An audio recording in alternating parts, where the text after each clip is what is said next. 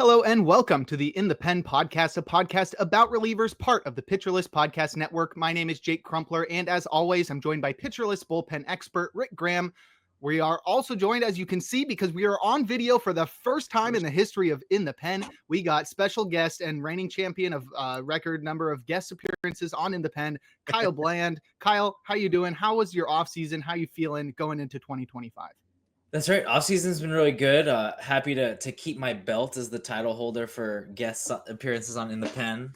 Offseason, it's been super busy. We're doing a lot of really cool stuff behind the scenes at Pitcher List. We've been doing a lot of work on kind of now that, we're rolling into spring training, draft season is upon us. We've been doing a lot of kind of draft tools and assistance. Been putting a lot of spring training like apps and analyses together, which has been super fun and super eye-opening. So I've been staying busy, happy that baseball's back now. Now all of these like ideas that have just been percolating now have like new data that I get to like check it out on. Yeah.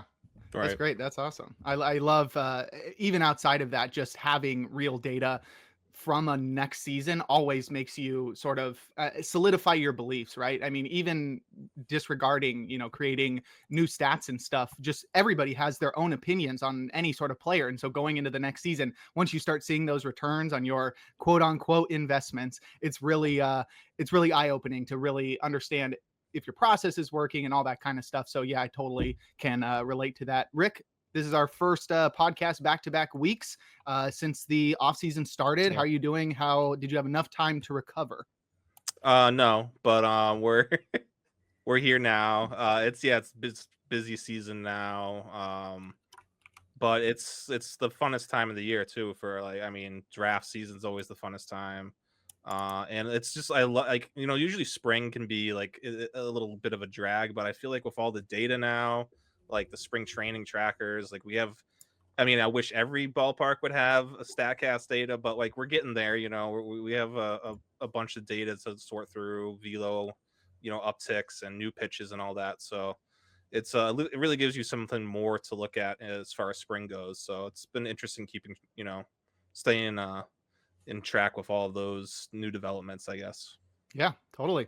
Well, we've got a great show again on schedule for everybody. Once again, we'll discuss the last bit of news from the offseason. As I mentioned, we are in spring training now and we are exiting the offseason. So all the transactions, free agent signings, trades, all that have sort of dried up, and any sort of news we're getting now is coming straight out of spring training, which will give a complete section to spring training news. And then we will move forward with discussing PLV and all the stuff that Kyle works on. But let's start with the news. I will note, Rick, are you wearing an Andrew Chafin shirt? I am. That's why you wanted to discuss him? Okay. I mean, yeah, if I'm going to wear it at any time, it might as well be the one show we can talk about him signing with Detroit. Yes, so that's right. Yeah. So Andrew Chafin signed a minor league deal with the Tigers. That's to return to the Tigers. He was with them last season. Obviously not guaranteed. What was that? He was good with them too. Good continue. Yeah.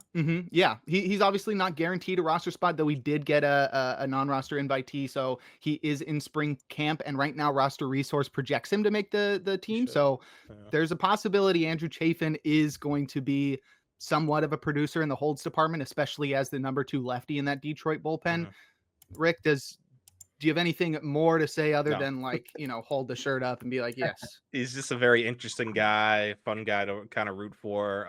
He should make the team as that second lefty behind Tyler Holton. And maybe, he gets a ton of holds if maybe Holton ends up being kind of the closer more often than not. And, Chafin works his way into a 7th or 8th inning role. But, not someone I'm going to put on my holds list for now, but it's kind of worth monitoring. We talked about a little bit before the show. He's got a really good curveball. But it's still been a struggle for him against righties since the batter rule switch. So just someone, I guess, to keep in mind, really deep holds leagues, but that's about it. Yeah, surprisingly 12 holds last year, and since 2015 there have only been 2 seasons during which he's had fewer than 12 holds. One of them was 2020, another one was 2016 when he had 6. So pretty reliable for at least double-digit holds. But let's not spend any more time on Andrew Chafin. because we're here to talk fantasy relevant guys. So we'll jump right into the most fantasy relevant guy there is, Kyle Finnegan, who signed a 1-year, $6 million contract with the Nationals, returning to the team that he spent his whole career with. And we do have some notes that happened prior to that signing coming from the Nationals GM with the last name Rizzo. What's his first name? Mike. There we go. Not Anthony. He goes, I think we've got several guys who have experience doing it. By it, he means closing. We don't have a proven commodity at that position, but if the season started today, we would have a guy that we would say would be our ninth inning guy. I don't know who it is yet. It could be Ferrer, it could be Lopez, could be Law. He has some leverage innings, and it could come from somebody that we haven't thought about yet. And that could be a hint at Kyle Finnegan. I think Rick and I are, what'd you say? I think it was. Yeah, I think he knew at the time. Yeah. I think Rick and I are too biased, and maybe Kyle is biased too because he shares a first name with him. But Kyle, do you think Finnegan is the number one guy for saves in Washington next year? And how are you feeling about targeting him in fantasy? I mean, I'm not in. Like, despite the Kyle club is gonna come for me, but like I'm just not in. And like I was leveraged against Finnegan last year. Like I had all the Hunter Harvey shares I could get. And then they just kept riding Kyle Finnegan because he just kept like doing just enough to get 38 saves last year. It's insane that he almost got 40 saves on the Nationals. But yeah, I'm out again. Like I don't believe the skills. I think he's like maybe a 4 ERA kind of guy with like a 1.3 whip. Like it's bad ratios. You're not getting strikeouts either. Like he can get you innings on the back end, but like I don't think he does like closery things. My bet, or like if it was me, I would just, they're not going to start the season with him, but like Ferrer, like I think he's got really good stuff. I think he's really interesting. A lefty out of the pen might be super helpful in the closer role, like just to lock things down. Like that's who I would at least try out. He had the most impressive stuff out of that bullpen, so to just slam the door shut kind of thing. But I mean, it's the Nationals. Like they're gonna have their save ops as we saw with Finnegan last year, but it's gonna be fewer and farther between than you'd hope. Yeah, Rick. Yeah, I mean, I agree. Ferrer was someone who I like kind of dismissed early on because the strikeout numbers weren't great. But yeah, looking into it a little bit more, it's like he's, his best pitch. He's got a really good fastball. The changeup's not bad either. He was in the zone way too much, and I think he wasn't getting any swings and misses because he's in the zone at like a 60% clip or something like that. So I think there's more swing and miss with Ferrer given his fastball changeup combo. He's got a really good slider. He just doesn't use it. It's got 5% usage rate, but it's off the charts. Like every stuff model I've seen is like, this is a great pitch. So like, I think he just needs to get a feel for it. Maybe he brings it a little more this season. Yeah, that could round everything together for him too. He's got that 3-pitch mix to get lefties and righties out. I don't think Derek Law is much of a factor here. He was kind of a workhorse for them last year, but it wasn't pretty.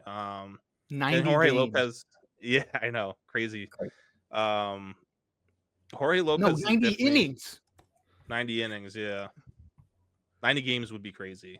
Yeah. More than half the games. But Jorge Lopez finished the year strong with Chicago. If he could bring those changes over, that's another name that's more interesting to me than Kyle Finnegan, who I'm not going to draft anywhere. I'm interested to see where his ADP ends up going in the next like week or so. For someone who I was already out on him no matter what, I mean, I don't mind it because he's going to take someone's draft pick when, so I'll let someone else deal with it because maybe it's not even this year, but eventually he's going, like, the wheels are going to fall off like in real time and he's going to lose the closer job and that's it. It's not a matter of if, it's just when at this point. So he was really bad in the second half last year. Maybe he gets off to he's always been a guy who starts horribly and ends horribly. That's been like the last 2 seasons for him. So can he survive another bad start? I don't think so at this point. Yeah. Certainly a lot of veteran guys. Not sure any of them really have tons of upside. I mean, Jorge Lopez, like you said, flashed some last year. And Ferrer is definitely the upside guy for me. He's 24. Last year was his first year in the majors. The Nationals seem really cheap, especially bringing Kyle Finnegan back. I really don't see them using him as a closer and bumping up his arbitration price. That being said, nobody said anything about Lucas Sims. And that's a guy that I think Yeah. is going to go really under the radar. Nobody's going to draft him. We're going to get a month of Kyle Finnegan being Kyle Finnegan, and then they're gonna try to like figure things out on the fly, and you're gonna end up with Lucas Sims in the closer role because he's a veteran, like he's pitched in the closer role, he's got upside. I still think he's pretty reliable as long as he's on the field, and he's got those bullpen session videos from the offseason that immediately got him signed, where he just looks so different. Not like he's got a beard or anything. Throwing He's just throwing harder. Yeah. Yeah. Yeah. So for me, I like Sims is the guy. If I'm going to target anyone at any point in the season, it's going to be Sims. Yeah, I think Evan Reifert's another name to keep in mind there too. Not a huge. He's a younger guy. I think he's still rookie eligible.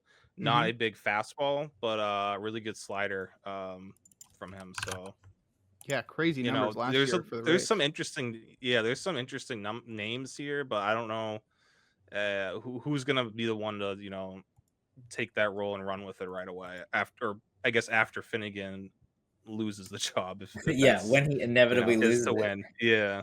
Me in March last year. Like when Finnegan loses it, who's next? And then sure enough. Well, I do think, and we talked about Kyle Finnegan's, like, you remember he was throwing a sweeper. I think it was spring last year. He started throwing a sweeper, and he threw it very sparingly in the regular season, but it was kind of effective. I don't know why he just kind of ditched it and kept going fastball splitter. And the splitter's fine. The fastball's okay, but like maybe that sweeper, he needs to bring that thing back and really give it a chance to kind of push through and have a successful entire season and maybe move that strikeout rate above 22%. Yeah, definitely needs more swing and miss. The fastball just not a swing and miss pitch. I mean, even at 11%, that's pretty solid. That's average, but without anything else to support it, he's not somebody that's going to be producing in the strikeout department, which is exactly what we're looking for with relievers. So that's all of our news for the week. So let's jump right into our main topic and discuss some spring training storylines. We kicked off the last episode discussing Felix Bautista, and so we'll sneak him in again here. He's been looking great in his live VPs, striking out 3 of the 7 batters he's faced. There's still, this is a question. Do you have any concerns, Kyle, with Felix Bautista coming off the injury that he had last year? That kept him out all of last year? Yeah, it kept him out all last year. Not really. I think like at this point, he's had enough time that I think he'll be all right. I mean, he trades on super elite velo, like 100 miles an hour. But part of it too is also just where he releases it from. He's like so over the top that that pitch comes downhill on batters so aggressively. And like that's still going to be there, even if he like doesn't have a tick or two. I think that'll be good. It might be something worth monitoring, that it might take him a little bit to ramp up into the season, that he might be kind of a slow starter. So I might actually be paying attention for someone else that picks him up. And then like if he has some bad outings, like I might kind of buy low because he's shaking rust off. I mean, yeah, he didn't pitch all of last season. He's going to be coming in and he was like, the closing god. Like he was so elite in 2023 and 2022 that it's absolutely worth that risk, but you just need to be aware that, it might be a little bumpy at the start. Yeah. I think it's not even necessarily velo of him. It's more like, how's the command going to look? Especially that's, Fair. Coming off Tommy John, that's a big concern. And his command was not exactly great to begin with. His stuff was he's just a so 10% good. walk rate guy. Yeah, my stuff's so good, I'm just gonna throw it and let you deal with it. So yeah, I think I agree. It's like I think April and May might be a little slow, but I have really no concerns with him as long as he gets through those 2 months healthy. I love the outlook for him, June on. So yeah, it might be better to let someone else draft him and just monitor it and maybe make some trade offers around April, May, and if I'm not sure if he's going to be pitching back to backs early on too. So even if he's pitching well, maybe Some managers just get frustrated with his usage. So um, I still like, if I'm in a league where I know I need a pretty good closer, I like the idea of taking him in the 60 range. But um, yeah, I don't hate, like, if I do miss out on him, you know what? All right, I'll just monitor it and see if I can make a trade down the line. Yeah, except for in those deeper leagues where you can't trade like anything on NFBC. Those situations, I feel like you definitely. Right. I Yeah. I would never avoid him in the draft. I mean, you guys talking about the trading and stuff reveals a strategy that is almost I mean, you can't say zero risk because there's the risk that you don't get Felix Bautista, Yeah. but you're getting only the positive. If he struggles for the first 2 months and he's not being used on back to back, you'd expect him to ramp up his usage throughout the season, maybe slow down in September, but all of those all the good outings are going to come in those final 4 months once he's shaken off the rust. Yeah. So I think that's a really good strategy to target trading for him in May or June. But if you are in a situation where if you want Felix Bautista, you have to draft him. I have no problem doing that. Obviously, Rick just said in the 60s is fine. I agree, around there or later if possible. I wouldn't draft him in like the top 3 or 5 if I could avoid it, but he's certainly an elite option that I think you should not have any concerns with as he shakes off that rest for the first 2 months. Let's move over to the Padres bullpen. They have so much talent in that bullpen. Like right now, you could take away their closer, Robert Suarez, and they'd still have one of the best bullpens in baseball. Who do we think is going to close here? Do we think there's going to be a Robert Suarez trade? Kyle, is there somebody you're targeting, in this amalgamation of elite relievers in San Diego that you think may become more fantasy relevant as the season goes on?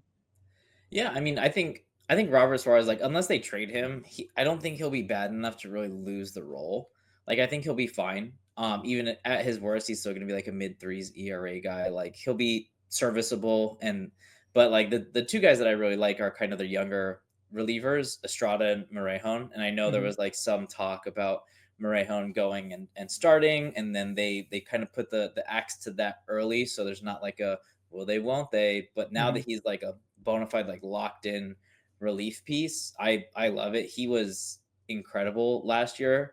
Morejon was, with like across the board, like 4 pitches, all of them really good stuff metrics. Didn't really have like a big walk problem, 7.5% basically. So he's a guy that like I'm a really big fan of. I think he's going to be this year's Jeremiah Estrada. Like, I feel like Jeremiah Estrada kind of had a coming out party last year of just being like, oh, this guy's a weapon out of relief. And then now I think that's going to be Morejon's job. And then Estrada's probably going to be like, the setup guy. Or if they trade Suarez, he'd probably be my pick. Estrada would, to be the closer. Yeah, I think if they're in a situation now where, I mean, there was a lot of talk about them trading Suarez, and then they signed Pavetta, and I don't know if they're ready to shed salary yet. So I think they're going to play things out. And if they do end up in a situation where they're sellers and they sell Suarez, I think that might mean Jason Adam goes as well. So that really does open things up for Estrada and Morejon. But I think, there's some other guys there too. Like Alec Jacob might be like the next Tyler Rogers. Not exactly a big fantasy relevant, thing to say for Tyler Rogers, but outside of holds. But Jacob Jacob only throws 87 miles per hour from that sidewinder angle, but he had a 33% strikeout rate. It was only 14.2 innings last year. But still an interesting reliever, just deep down on their depth chart, as well as Sean Reynolds, who's like the size of Trevor Megill. He's like 6'8", 280, throws 97, had 43% strikeout rate in 11 innings last year. So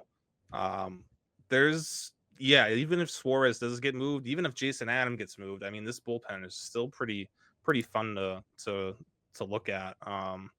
Maybe Yuki Matsui takes another step forward his second year in the bigs. He was kind of a big-ish deal coming over last year. But yeah, there's this bullpen is really deep, and I think Suarez will be fine too as long as he's there. He'll be closing probably, but there's a lot of names behind him that could take that job if he does struggle. So I'd like to see Suarez figure out a secondary this off season into the season. So something to keep in mind. Yeah, super fun bullpen. I was somewhat concerned with Morejon being a lefty and being considered for high leverage situations, under the premise that he struggles against us left-handers or right-handed hitters. But looking into his repertoire, that four-seam fastball is so elite versus right-handers.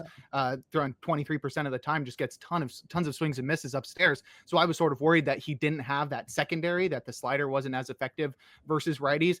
It's still really good against righties. He's got everything. I see what you like in him, Kyle.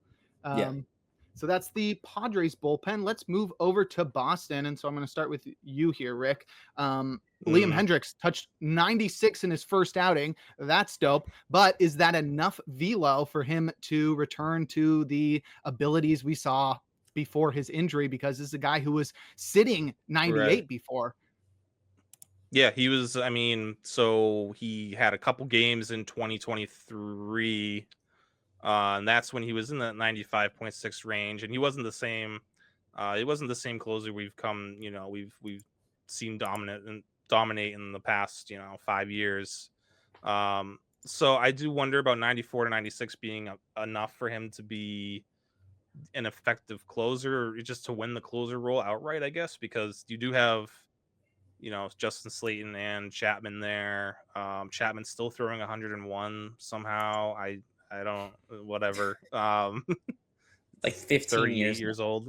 Yeah.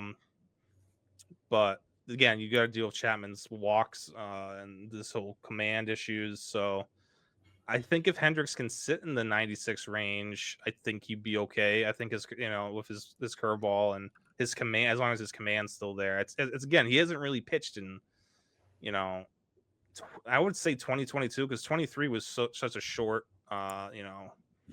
season for him. So it's been so long. I do worry about the command and the velo. I would like to see it. I mean, first outing 96, I'm happy with that, but I want to see some improvement as we get to April. Kyle, how are you feeling about Liam Hendricks, and how do you go about analyzing somebody that hasn't pitched in so long? Yeah, I mean, so Liam Hendricks would worry me a little bit. I mean, I understand that, it's kind of his first like real game action, like amped up, adrenaline rolling, that like, he's still like easing into it a little bit. It was a long layoff for his injury, but like, touching 96 is so much different than sitting 98. Yeah. Like that's a whole tier change on a fastball. And so like that would be pretty scary. Boston is also just not a great park to pitch in. They just pepper hits around all over, especially off the monster. So if your fastball gets more hittable, that's going to be compounded by the park there. As far as projecting players who are injured is, well, like you still have their previous performance and you use that a little bit. You end up kind of regressing it, maybe a little more, pulling it back. It also depends on, it's worth looking at the injuries specifically. Like if you see a shoulder injury, I'm much more like worried about that. And I might have there's a little bit more like, not even necessarily regression, but like a decrease in performance from that versus something like a Tommy John, or like, if there was like a leg injury that, pitchers tend to recover from in a more straightforward way, that I'm a little more comfortable being like, oh, okay, he can get it back. Something too is like, he's 36. Like that's another factor that kind of goes into it, is when you're recovering from an injury and, in your mid 30s, like there wasn't a guarantee you were going to get your stuff back, even if you pitched last year. Now you're taking a whole year off. So, I'm a little bit more suspect. Like we're already starting to see it. If he stays in the velo band that he's throwing at right now, that's a pretty big red flag to me. And like you said, they have some other arms that could really pop up. I mean, they even have Whitlock in the pen. Maybe they kind of mess around and have him close out some games depending on how everything shakes out. But Liam Hendricks is awesome. Killer dude, great story, love him. But like from a fantasy perspective, I'm staying away. Yeah, it's definitely shaky. I'm somewhat concerned that if I buy in, once I buy in, it's just all going to fall apart. You just see the trajectory going up, and you're like, oh, okay, yeah, let's buy it. It's like my friend was showing me how he does meme coins. And I could not believe it. I mean, he just sits there on his phone. He's just like, all right, which one should we buy? Toilet seat or like the birds in the sky? And I'm like, probably not toilet. We're buying toilet seat. And then that one, it just immediately just right as he buys it, and then you lose 40 cents or whatever. Like, kind of game is that's how I feel with Liam Hendricks. I have no idea what you're talking about, but yeah, that sounds about right. Yeah, I'll trust you on that one. Yeah. Okay. We can move on to the Cubs bullpen. Kyle, you apparently are a fan of an underrated reliever in this bullpen. Please identify him and let us know why. Yeah, so I'm a fan of Tyson Miller, former Seattle Mariner, moved over to the Cubs org. I think he's the kind of pitcher that kind of advanced analytics will do a better job of spouting the benefits of, because he's a guy who has great stuff, but stuff doesn't just mean strikeouts. That he's a sub K per nine kind of guy, 23% because he's been so efficient with strikeouts, but like that's not his game. What his game is he's incredible at managing contact, sorry. And that's something that I think that it's how his pitches perform. He's not getting lucky. He's not, oh well, guys are, kind of mishitting it. That no. Like the shape and like where he locates his pitches allows him to have that kind of upper echelon, like it's a 90th percentile BABIP. Like he's just not allowing hits. And like that is a skill. That is a fairly sustainable skill. One of the things I'm excited about this offseason has been that things like stuff metrics and how it impacts a pitcher's ability to manage contact is being folded more and more into projection systems, because it's always well, BABIP's lucky, it just regresses to the league average, regresses to 300, and then that's how we do it. That no, some guys like your Logan Webb's, your Christopher Sanchez's, or like in the pen, like a Brewster Gratterall, like these are guys who have a skill for just having hitters pound the ball into the ground more often than they're used to. And Tyson Miller is absolutely one of those guys. He was elite by PLV last year, elite by our mistake rate, so he doesn't really leave a lot of Super Bowl hittable pitches in the zone. And like it was backed up by results. He had a sub 5% walk rate and then a 2.32 ERA and a 0.81 whip. Like he's obviously not going to hit those. Those were like incredible numbers, but I think he can be a plus to a roster if you need kind of some ratio help on the back end. And I just wanted to talk about like this profile, this genre of pitcher, and specifically relief pitcher, and something that like kind of is exciting. It's almost like, I know he got a lot of guff last year because he blew saves, but like this is Clay Holmes. Like Clay Holmes is this low 20s K rate, like managing contact pitcher, and he still saved basically 30 games and had great ratios. He just blew up at the most inopportune moments and got all those blown saves, but like he was still a net positive to fantasy teams. Mm-hmm. Yeah, Rick? I think it's like, and I think in like Holds leagues, it's like you're getting Tyler Rogers, but at what I'd assume is a big discount from, because Rogers is obviously he gets 30 holds a year. His name in Holds leagues is always near the top of lists. So I feel like Miller is kind of in a similar vein. Probably, honestly, I think better. I would give Miller the edge, but we don't know if he's going to get 30 holds. But I think it's just as a pure pitcher goes, I would rather take a chance on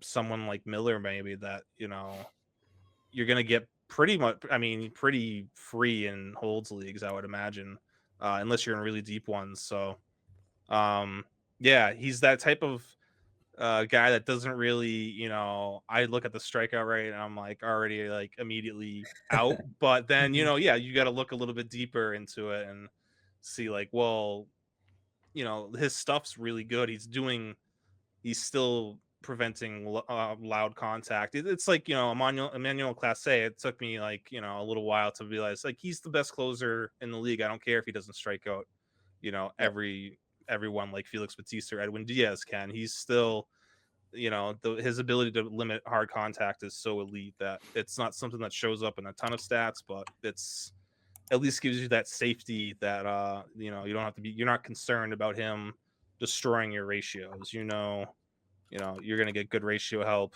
and probably some saves and holds from Tyson Miller as well. So yeah, that's a good call out.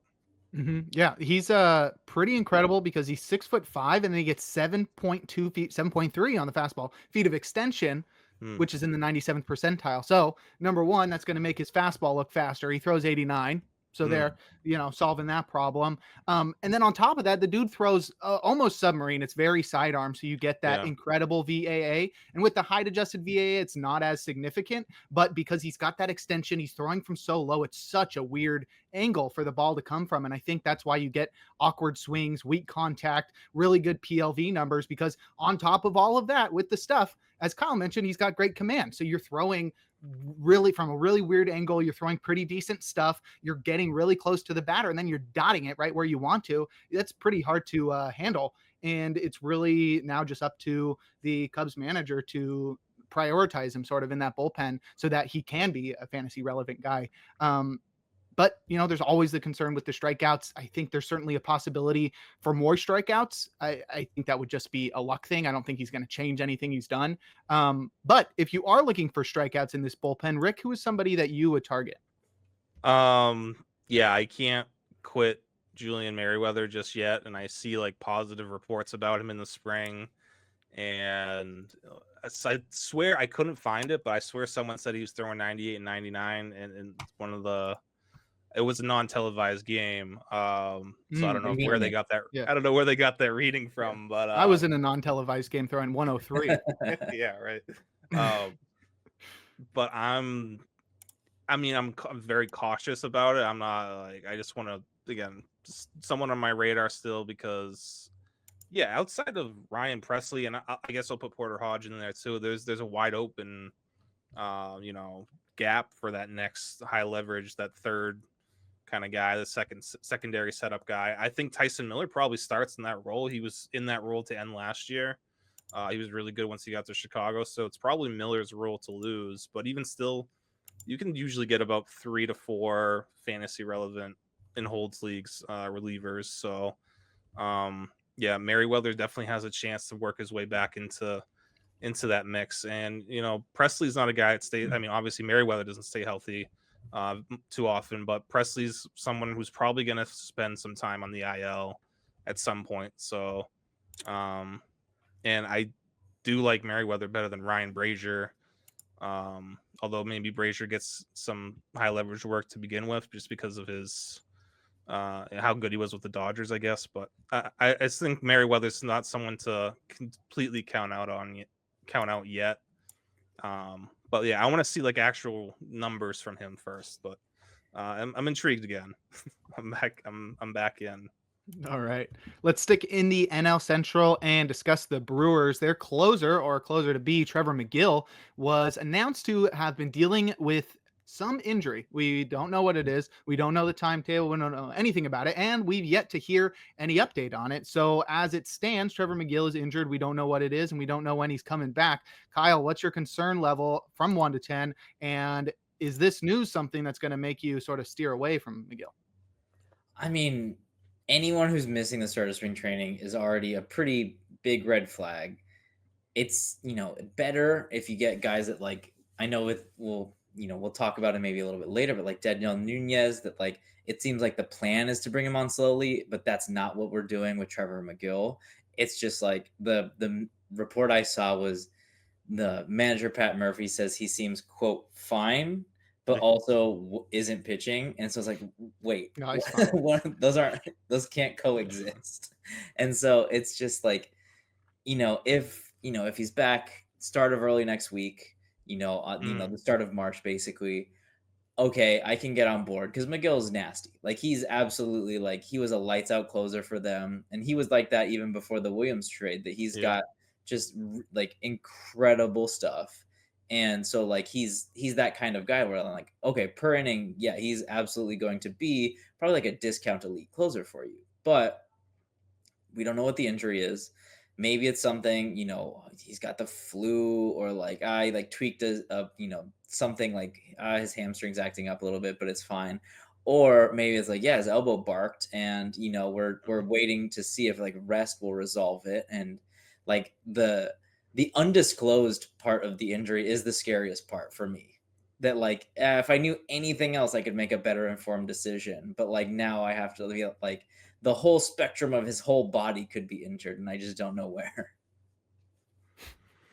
Yeah, I guess like, yeah, the only wording I've seen is general soreness, whatever that is. Like I mean, I have like, same. or use like one of those General typical, soreness. yeah, like yeah, yeah, like just his. I think it might be them, just because he's kind of like my new Pete Fairbanks. I feel like where like if we'll be lucky to get 50 innings out of him, but if you do get 50 innings, it's probably going to be 50 really good innings that are worth wherever you're drafting him. Fairbanks has never gotten to the 50 inning limit yet, or mark yet, but I think Megill hopefully can this year, and Fairbanks as well. But my guess is they're just trying to. So my hope is that they're just trying to kind of string Megill along slowly, so they don't ramp him up too early.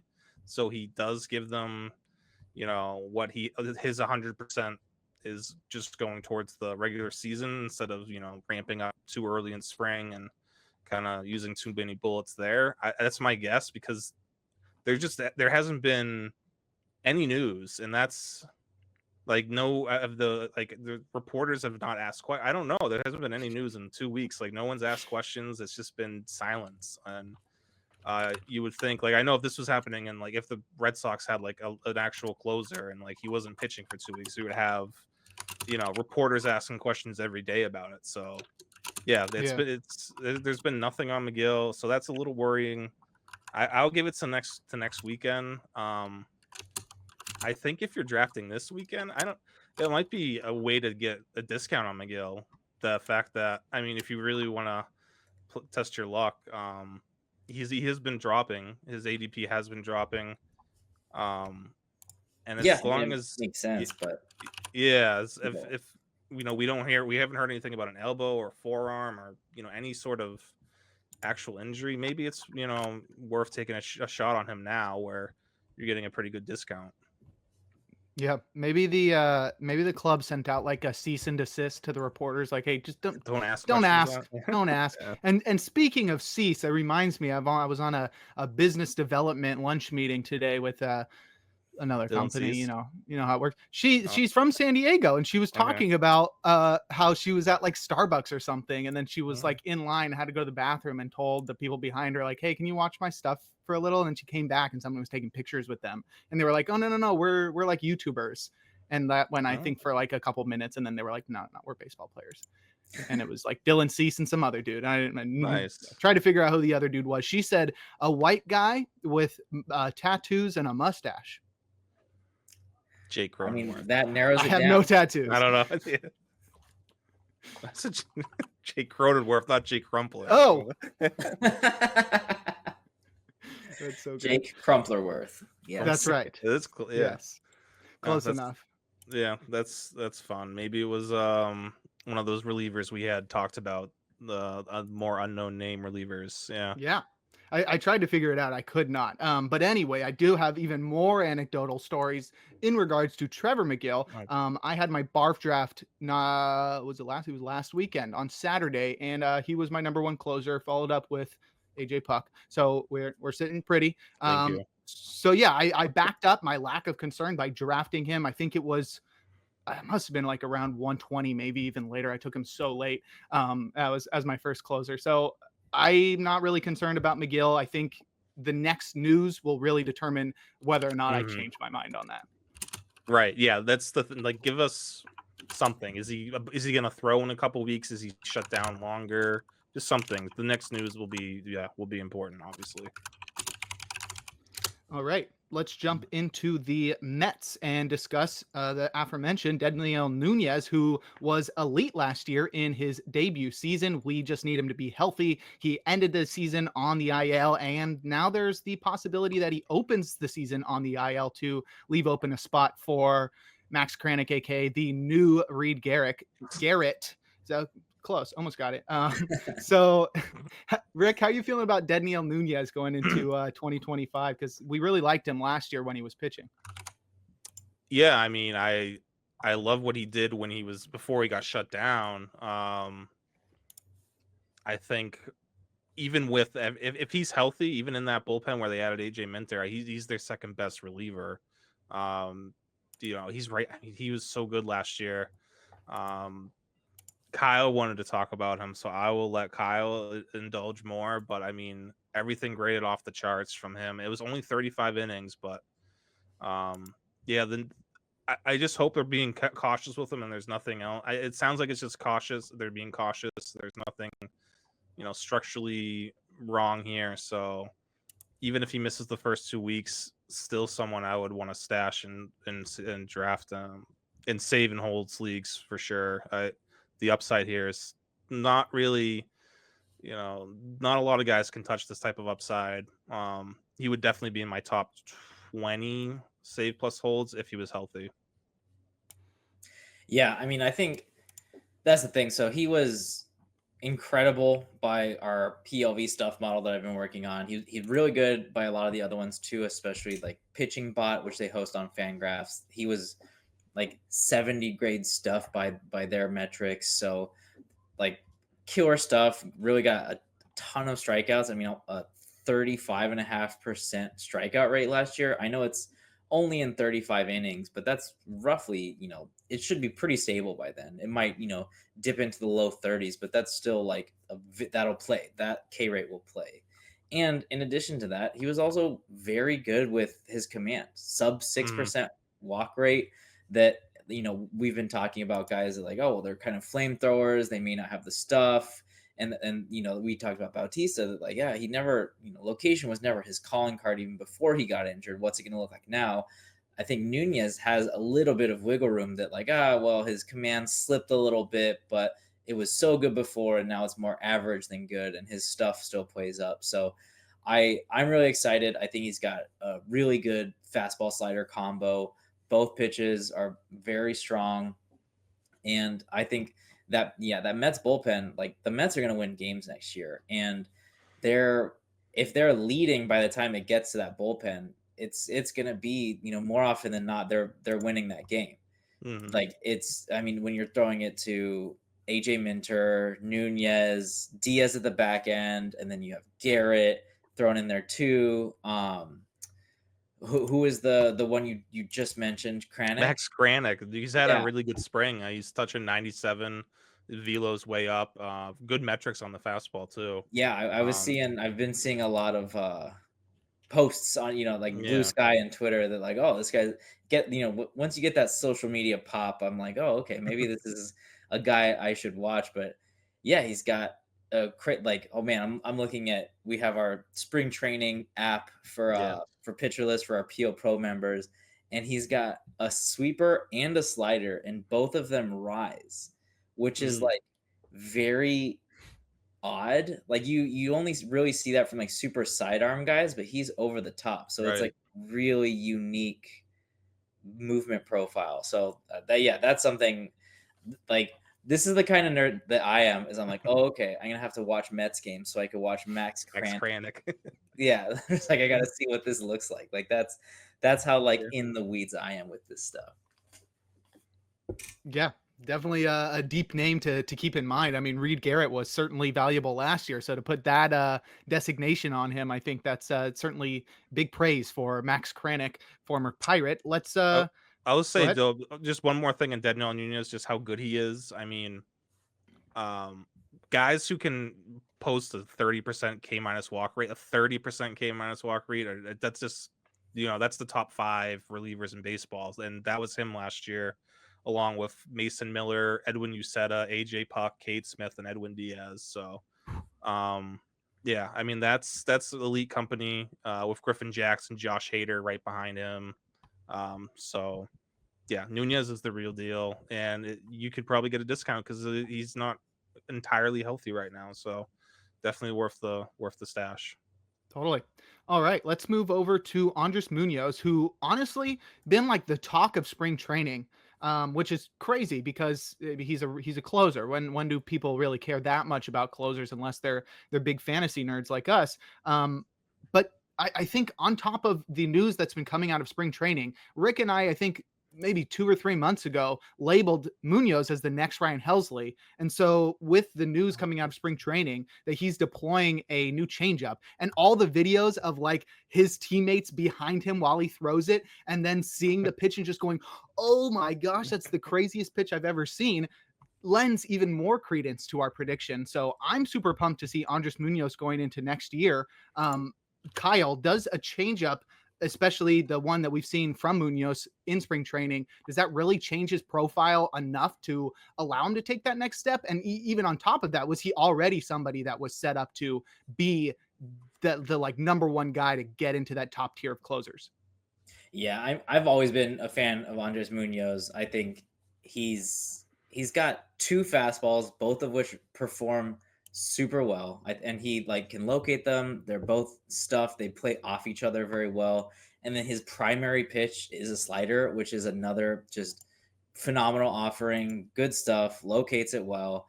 That like so he already has three pitches, all of which are plus pitches.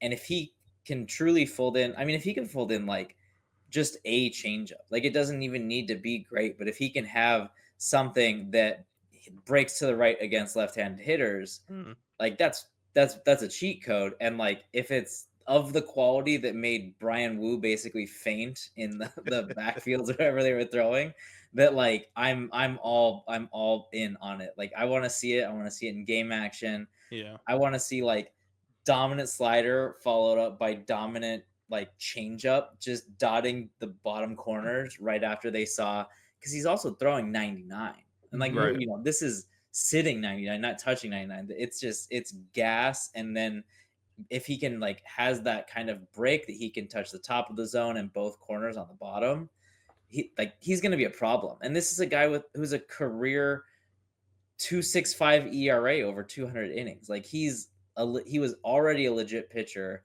and if he can fold in another, weapon, it's a cheat code. It's wild. Yeah, I mean, I already same deal. I already love Andres Munoz. The change, I don't even need the changeups for me to be able to be excited to draft him where he's going right now.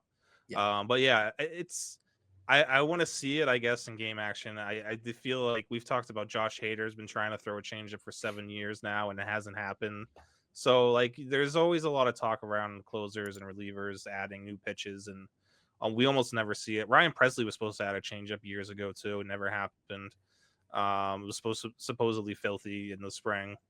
So, I mean, Munoz, obviously it would be another wrinkle to his repertoire that would help him, but I don't really need it for him to draft him right now. But it's nice to see these guys still working. Like he's got 3 dominant pitches already, so to see him working on another one, it's just it's cool to see that like they're not just they're always working on their craft. And like Munoz, And that's something tricky about relievers too, is like they can't just not have a pitch. Like they can't work a pitch in during the game because they're only there for an inning. It's 30 pitches if they have a bad outing. That it's not like well, okay, I didn't really have it in the first. Let's see how it goes in the second. Like no. Like you need to get these guys out right now, and there's no let's see how it is later. Like if you don't trust it, if you can't feel the spin for it, if you can't locate it, whatever, then yeah, it makes sense that you don't see a lot of these like new pitches that guys play around with in the offseason and spring training, that they tend not to stick, because a lot of these guys, especially successful guys like Munoz, is like they already have great pitches. If something can settle in, it's super helpful, but they don't need to add the risk of a questionable pitch on top of that. Yeah. I think Munoz is like an ice cream sundae, and then you get the ice cream sundae and it comes with a cherry on top, you're not going to send it back. It's not going to make it that much better either. Yeah, exactly. Yeah, exactly. It's a Sure, nice to yeah. have. Yeah. All right, that's Andres Munoz and the Seattle Mariners bullpen. Let's move over to the Phillies bullpen, which is looking a lot different than it did last year. I mean, mostly we've lost Jeff Hoffman. Nice, there we go, big brain. But they Rosa still have. Stevis as well. That's right. There we go. I knew there was Yeah. another. But we still have some high upside guys here. Obviously, Jordan Romano's looking to be the closer, but Matt Strahm is still around, and he's been really underrated over the past couple of years, despite being one of the best relievers in baseball from the left side. And speaking of the left side, they still have Jose Alvarado, who has long been somebody with tons of upside because of his incredible stuff. Kyle, who you got in this bullpen that interests you enough to speak at length about them on In the Pen? Oh yeah, I mean, I love Matt Strahm. I think he's just criminally underrated. I think he doesn't get nearly the respect on his name that he deserves. Of 1.87 ERA, 0.75 WHIP, and like Rick was saying, almost that 30% K minus BB rate, that like just elite top tier level. And to me, all of it validated by our PLV, like the pitch level metrics. And I think because he was a guy who was like kind of like, would he start? Would he not? Okay, now he's like a swingman. Okay, now, this last year they kind of really settled in as, okay, there's a 1 inning guy who can come in and get outs for us. And he was incredible at it. Like every year, like as they've dialed down, like basically his innings per appearance, like his performance has gone up. Like he's exactly what you think of that relief pitch boost, basically. And I love it. I think it's incredible. I mean, he's going to be most helpful for you in a league, like a saves holds leagues, because he's not going to be getting a lot of saves on his own. But I think something that's super underrated for kind of how they've used him in the past is he's going to be a plus in wins. That like he kind of picks up the slack in that 5th, 6th inning. And so the Phillies are a good ball club. And if the starter, is laboring or maybe gave up a few too many runs, that he's going to stop the bleeding. He's going to give you some quality outs. And then, that lineup can get a couple runs in a short amount of time. That I think he's, from a relief pitcher, I think he's a fairly solid chance at wins and supporting your team that way, instead of just like a pure, saves guy. And then he'll chip in, his, mid-teens, maybe 20 holds in a season too. And so I think there's a lot of fans. And again, last year with a sub-2 ERA and a 0.75 WHIP and a 33% strikeout rate. So like the ratios are unquestionable, but I think he can also provide you some of that reliever volume that you're hoping for too. Yeah, I think it's even in just standard leagues, like 15, 16 teamers. I think, deeper leagues where his ADP right now is like 500. It's it's a last round pick. It's and he's definitely going to help you with ratios. He's going to chip in maybe 80 strikeouts, and then probably at least 10 wins and saves. Not total, but like our total combined. Not 10 saves and 10 wins. That would be awesome. Yeah. But like, he's gonna, factor into a little bit of every category, and he's just someone who's a nice ratio stabilizer that you can get at the last round of your draft. I mean, I don't see any downside in taking him, and instead of taking a shot on someone's 5th starter. It's just give me Matt Strahm to kind of stabilize things. I love that idea there. Yeah, and I mean, we talked about at the start of the podcast, we talked about Kyle Finnegan, and it's just like he out-earned Kyle Finnegan last year, even though Finnegan had 38 runs, and in standard 5x5 leagues. I mean, again, I don't think his ratios are going to be that impeccable, but they're still going to be very, very good. He's still going to pitch 60 plus innings.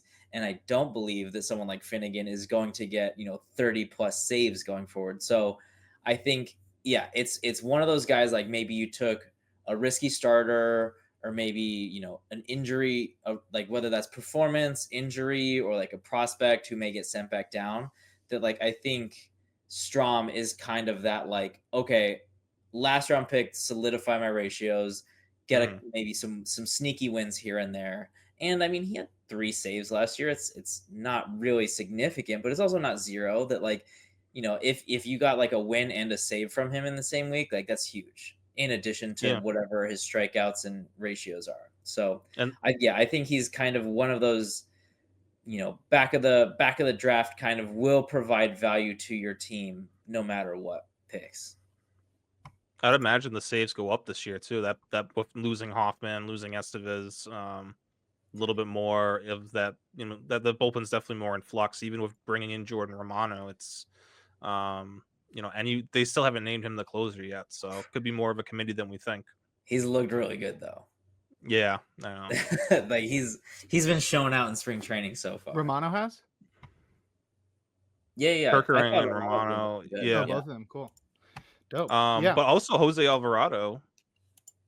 Yeah, throwing I saw 96.5 now. Yeah, earlier today. Yeah, he's back to his 2022-23 velo, which is back then we were like, oh, Jose Alvarado is going to be a really good closer for the Phillies, so maybe he's able to work his way into the mix there. And also a guy we've talked about a lot, Jake, John McMillan, pitching really well this spring. He's throwing 97.4, I think, has been where he's sitting with his fastball. So always shown good stuff, has a really good slider. Just hasn't been able to stay healthy or have consistent command. So, and they have Kirk in there too. Jeez. Yeah, they got Kirk. I mean, if they can make McMillan into a dude, they have Kirk. I mean, yeah, their bullpen's going to be pretty good. Once again, I mean, their bullpen always gets a lot of flack, but it's been a pretty good bullpen for them for the last few years. I'm just looking at their from their game today, and like just a sequence of pitchers of like Wheeler followed by Romano, Alvarado, Strom, McMillan, Kerkering. Like it's wild. It's like this is just such like a killer bullpen, and it's like if things shake out right, I think there's a ton of upside there. Like you talked about that maybe we got burned a little bit last year with their bullpen, but like they have a lot of useful parts there. And if things shake their way, like that's going to be just locked down. And especially after the starters they have, Phillies pitching is going to be a problem. Certainly. Definitely not too many concerns in that bullpen, really just trying to figure out who's going to get the bulk of the decisions. However, in Texas, it is sort of unclear who's going to be getting decisions there. Obviously, Chris Martin seems to be the top guy for the closing job, but outside of that, it seems all pretty wide open. However, they do have some upside guys already on the roster. I think Walter Pennington's still around. Robert Garcia's in there. And they also got Cody Hoyer, who underwent Tommy John surgery, what feels like 6 years ago. But he's back. Who wanted to talk about Cody Hoyer? Was it Rick? This is on me. These next two guys. This is very small nuggets. I think that's just interesting that we remember him from 2020. He was really good. He flashed for the what was it with the White Sox back then, right? 97.6 miles per hour is where he sat in 2020, and he was sitting at 97.4 in his first spring training outing, which was a disaster. Don't look at the box score. But the velo though is definitely intrigues me, especially in Texas where there's really we don't really have any sort of interesting upside closer on the roster. And I don't think right now Cody Hoyer is not going to make the roster, but maybe if he strings together some good outings, keeps showing that velocity, he's definitely someone I would not completely count out on getting some saves at some point this year. But that's pretty just bold. A super deep dive. I mean, just very deep. But yeah, it's intriguing that he's thrown, in the mid 97 range again. Totally. Do you want to just go straight into Scott Barlow, who's now on the Reds? Another guy who kind of a blast from the past, not so distant past, but he's throwing a little bit harder than he was last year. Not where he was in 2021, but he's back to his 2022, 23 velocity. It looks like potentially that could be a guy where, again, the Reds bullpen, I'm not counting on Alexis Diaz being the closer all year round. So maybe Barlow with his experience, and I think it was last week we talked about him how Francona's seen him close out games against him in the AL Central for years. So now that, he's on that, he's in his bullpen, he can probably feel comfortable using Barlow as a closer. So, yeah, again, I'd rather like Tony Santillan, or even if Graham Ashcraft ends up in the bullpen, I'd rather see one of those guys kind of take the closer role. But Barlow, it seems like the guy Francona would like be comfortable with, just an old veteran who's done it before. He's just got to throw strikes though. Yeah, like first percentile zone rates. Like that's not gonna do it if you're not like Devin Williams classic. Like if you're not like elite, like top level nastiness. And he's solid. He's fine, but it's just like you can't get away with that with even like plus stuff. Like guys are just gonna sit on it. It's the Matt Brash effect that guys would just like watch these like huge 20-inch breakers just fly by 3 inches out of the zone every time. And it's like, you like that's gonna happen. You're gonna issue too many free passes. And like if there's one thing managers hate, it's walks in the 9th inning in those like super high leverage games.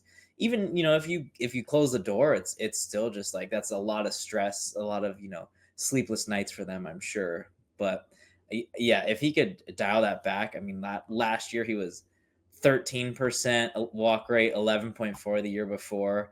But if he can get back to, I know you were talking about, he's kind of getting back to kind of that 2022. If we can get back to that season, that's what had happened. Is he cut his walk rate down a lot, up the zone rate, and sure enough, that was when he was stringing back-to-back sub-3 ERA seasons. So, if he could find kind of the field to locate, he's definitely someone that could be nice. Yeah, like you said, in a somewhat open bullpen too. Yeah, that walk rate below 10%. Yeah. Please. Deadly combo. You mentioned the zone rate falling down to 37.2%. That's a career low, not by a ton, but still noticeable. Combine that with the career low O swing rate, and now you've really got a party. So Scott Barlow, yeah, he's got to figure that out. And it's like when I look at somebody like this, I'm like, bro, you're throwing 91. It can't be that hard to control. Yeah, because he's throwing a lot. I never thrown 70. he doesn't throw a ton of fastballs too, so you're getting slider, curveballs, or slider one, curveball two. Dang. So. Yeah. All right. Well, let's wrap things up with the A's. I can't say we're headed to Oakland because they're playing in Sacramento now, which is, still going to take some getting used to.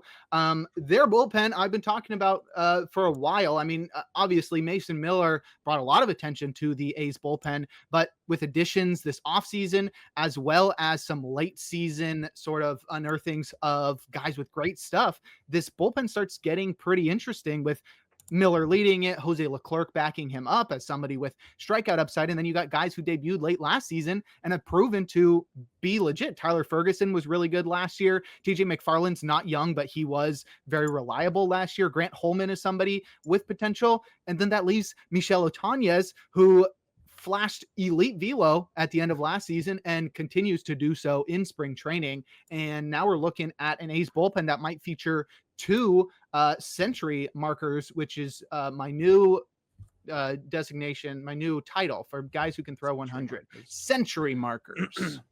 Yeah, he was sitting at 99.6 in his first outing, but this is another guy who, like, there's so much, the stuff here is so fun, but it's just really, really, really bad command.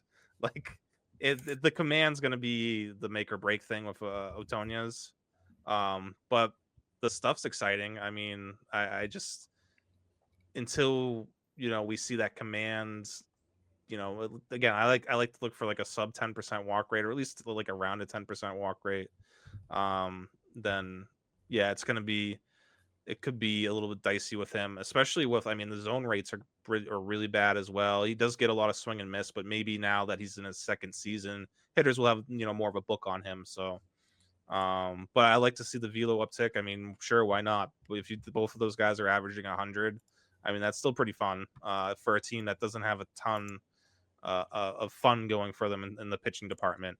If you at least have Otañez and Miller throwing 100 at the back end of games, that's something to root for. Hey, I stand by that the A's have one of the most interesting pitching staffs in baseball. I'm not Interesting. Yeah. necessarily saying that it's good, but it is definitely interesting. You know, can Joe Boyle learn to locate a pitch? He's on the I Rays.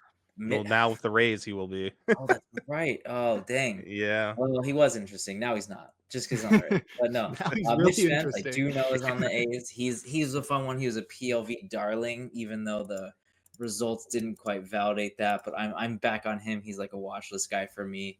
But yeah, Michel Otanez, that like I'm looking. So we don't have minor league stats on our database, but I'm looking at Fangraphs, and his 13.2% walk rate last year was his lowest full season mark since 2019.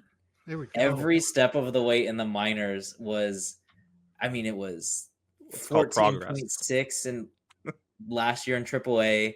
It was 16.2 in 2023, 19.1 in 2022. Like, to his credit, he's improving. It's going down every year, but like, man, those are brutal marks. But it is like the trick about guys like this who are so overpowering is you don't have to be a command maven like we were talking about with Felix Bautista, that if you can just be functional at locating or even just throwing strikes, that you can trust, like, if I leave a heater over the middle of the zone, guys aren't really going to be able to square it up as much, So I'll be watching it. I'm rooting for it.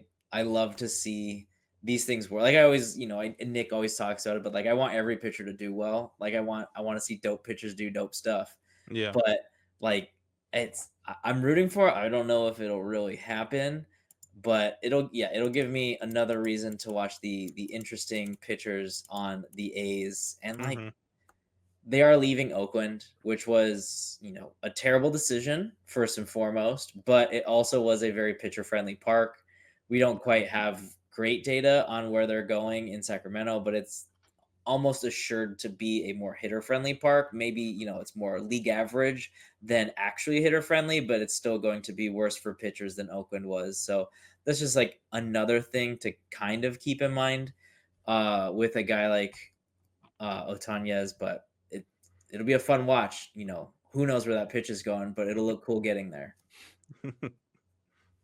Totally. Well, that I think is going to wrap everything up, but I did want to give an opportunity while we're, nearing the end here for Kyle to maybe give us a couple little tidbits of, any sleepers you've got, any sort of surprises in the PLV projection, just something to give the listeners, like,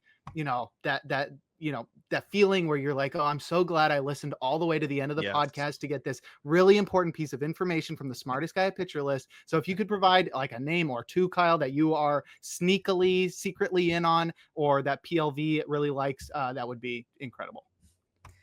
Yeah. I mean, I think you see a lot of these guys. I'm a big proponent of skills over roles in bullpens. So it's even like, I know that Yon Duran is coming back, but like Griffin Jacks, it might be another situation like last year where he might get like more saves opportunities than you expect going into the season. And like it's like we talked about with Strong, that he's going to be a lockdown ratios guy and high K guy. And he has a much clearer path to save opportunities. And so I generally tend to buy into those guys. I tend to like them a lot. Porter Hodge, Cade Smith, like these like elite number 2 guys are just generally, I think we talked about it with Strong, but like they end up being positive values to your team at the end of the season, and it's less stressful. You don't have to go on the waiver wire to try and like get, like, they'll be there. And it's like, if you find, if you get, the right bid on a closer, you can drop them and come back to them later on, when that closer flames out or whatever. But I just love having those guys on my teams. I also believe in drafting and rostering guys who are fun to watch. Like I want to watch the players on my team and I want to enjoy it. And like a lot of these guys just chuck absolute gas, which is more fun to watch than Finnegan allowed 2.5 base runners every game, but still get the save. So making the case for save plus hold leagues. Thank you. Yeah. Save plus holds. Absolutely. Like that's the way it should be. Like big fan, huge. I am a proponent of allowing more players to be part of your player pool. Yes. And that you can allow people to do core things or to be successful in different ways, and that should be valued by fantasy baseball. Like draw the attention to those elite setup guys. Like they're people too. Thank you. Yeah. Like we'd much rather watch and roster Deadnell Nunez than Kyle Finnegan, right? Like Yeah. it's not hard. It's just one's a better pitcher by a large margin. So yeah, save plus holds leagues for the win. I was going to mention Jax when you were talking about Strom, because the way you talked about him reminded me of Jax, and I've used those type of players in every league throughout my fantasy career, whether it's my home league, which Rick is in, where it's just a points league, so you're just trying to get free points wherever you can, and starts are limited, so relievers are huge. But even in like the pitcherless staff leagues, which are just 12 team head to head, or NFBC 15 team roto type stuff, having just a guy that you can put in your lineup that's going to get you a 2.50 ERA, a sub-1 WHIP, and a 30% strikeout rate, and any number of decisions, it really doesn't matter, is huge value throughout the year. You won't even realize it, but you'll have a week where Griffin Jax does 3 innings, he strikes out 6 guys, and he's got a great perfect ERA, and that will be the league winner. That will be the week winner. That will win you the week, just those little numbers, but they're so reliable, and you can always switch those guys out as you see the sort of sine wave of their season as they go in and out of having success. So yeah, that's a great point, Kyle. I definitely appreciate that. The old Marmol strategy for what was it, Carlos Marmol, that it was, if you just draft the like high volume relievers as your pitchers, they're going to get wins, and they're going to have better ratios than a lot of starters will. And it is just like, would you rather have Griffin Jax for 4, maybe 5 innings a week, and he could get you 2 wins in those? Or would you rather have I just talked him up, but like Mitch Spence, that like you could probably get them for comparable prices, and one of them, like, he's a starter and blah, blah, blah, and he has good underlying, but like, or you can get a guy who's just absolutely filthy out of the pen, and he's going to get you probably more Ks in fewer innings with great ratios. And you roll the dice a little bit more on the win chances, but they're still there. Totally. Yeah. All right. Well, I think that will do it for episode 109 of In the Pen. Kyle, why don't you go ahead and plug your social media and anything else you're working on throughout spring training? Yeah, so I'm at Blandalytics at pretty much all the social media sites. I'm posting a lot more on Blue Sky right now, but I'm still hanging around on Twitter. We're doing a lot of cool stuff right now for Pitcher List. We're about to be launching PL11, so like our new kind of like site overhaul with all of like really cool features. We've been doing a lot of work on stats behind the scenes. We're going to be having our new the hitter metrics, our process plus, our fantasy sports writer association research award article winning process plus metrics are going to now be hosted on our site. Before they were a PL Pro app, but now you'll be able to see them on all of our hitters. We've got a couple fun new pitcher stats that are going to be on our site. And then there's always stuff that's going to be going on in season. We have, like I said, I have a stuff model, location model, looking at Arsenal metrics. Like there's always cool stuff that I'm working on, that Nick's thinking about. And then, our writers are also, they're the people that also ask the really awesome questions that I want to try and answer with numbers. And then that's how we end up with these cool stats. So I'm always happy to do more. We have a ton of stuff in the hopper already, but it should be another fun season at Pitcher List. Totally. Yeah. Thanks as always for coming on, Kyle. Rick, why don't you go ahead and plug what you're working on and your social medias? Yeah, thanks and Kyle, you're presenting at Sabre this year too, right? For Process Plus, they invited me to present on it at the Sabre Analytics conference in a couple of weeks, so that's super exciting too. That's crazy. Yeah. I feel the same way. So cool.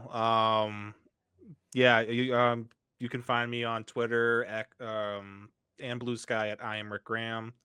I do have Save Plus Holds article coming out today when this drops, which will be Friday. Thursday. I don't know. It's coming out soon, very soon. It's going to be out. And then I'll also be this weekend, this Saturday, March 1st. I'll be doing the Baseball HQ first pitch. I'll be part of that with Greg Jewett and Mike Carter. We're doing a reliever panel together, so that will be fun. For anyone who hasn't signed up for Baseball HQ's first pitch panel, definitely do it. It's a lot of smart people on there. I even saw Alex Fast's name on there. It's just great to see him. But I know, great to see Fast back talking fantasy baseball. So looking forward to this weekend. Yeah, that one's all virtual too. It's a first pitch online. Usually they do it in Florida this time of year, but they're doing it online. So it's very accessible to anybody that wants to join that. Yeah, for sure. Yeah, love the crew at Baseball HQ. Love all their first pitch stuff. Yeah. Highly recommend it. Yeah, and they employ me, so you probably like them even more.